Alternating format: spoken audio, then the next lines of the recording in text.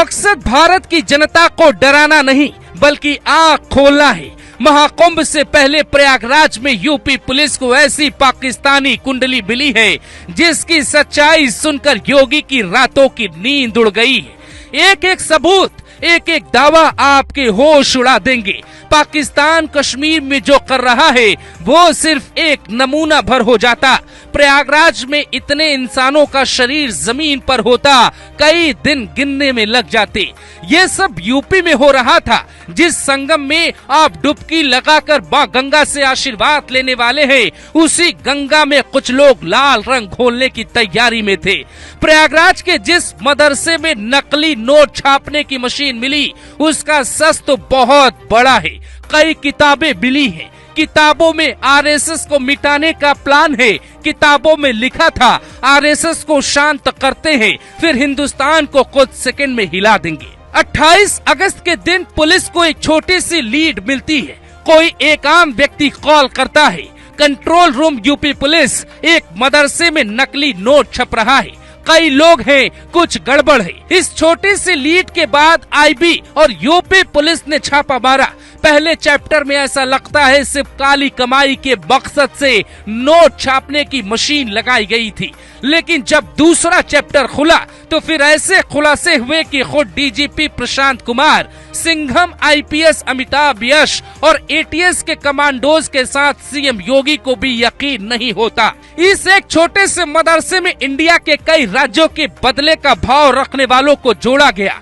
Phone पे जानकारी मिलने के बाद प्रयागराज पुलिस ने मुखबिर लगाई। सिविल लाइंस के बस स्टैंड के पास इनको पकड़ा गया, फिर नेटवर्क का खुलासा किया। मदरसे का कार्यवाहक प्रिंसिपल मोहम्मद तफसीरुल और मास्टरमाइंड जाहिर खान का प्लान ऐसा था, बड़े बड़े विद्वान हिल जाते।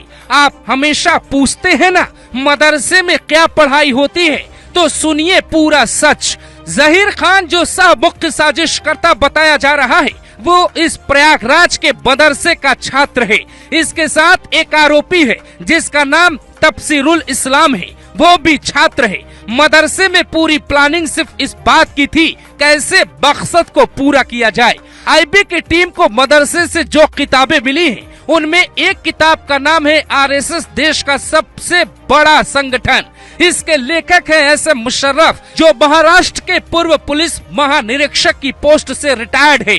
मूल किताब उर्दू भाषा में लिखी गई है। इसकी हिंदी और मराठी अनुवाद वाली किताबों की छपाई भी भारी मात्रा में की गई थी। इस मदरसे का नाम है जामिया हबीबिया जो करीब 84 साल पुराना है। सच्चाई ये है कि ये बगैर मान्यता ये सोसाइटी रजिस्ट्रेशन पे चल रहा था। हिंदुस्तान में ऐसे कितने मदरसे किस प्लानिंग के तहत क्यों चल रहे हैं, ये सवाल भी खड़ा हो गया।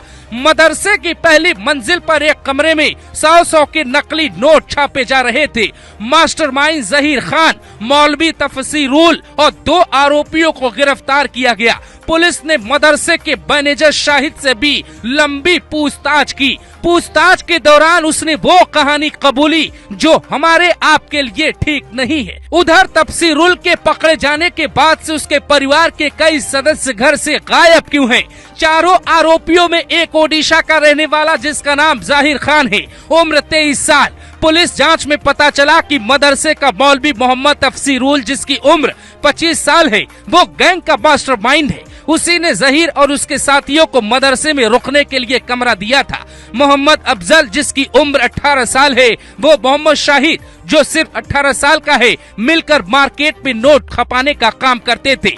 ये दोनों नोटों की कटिंग और साफ सफाई का काम भी कर लेते। अब तक जांच में सामने आया है कि आरोपी जनवरी 2025 में लगने वाले महाकुंभ में नोट खपाने की तैयारी में थे।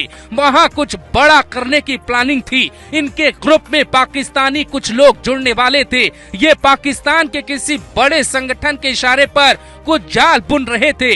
अखबार, टीवी के अलावा इंटरनेट पर महाकुंभ से जुड़ी खबरें देखते थे, फिर वो पूरी रिपोर्ट किसी को सौंपते। वो किसको बताते इसका खुलासा अभी तक नहीं हुआ है। इनके मोबाइल की हिस्ट्री में महाकुंभ से जुड़ी कई कहानियां मिलती हैं। आरोपियों को पता था कि महाकुंभ में 40 करोड़ से ज्यादा श्रद्धालु आएंगे।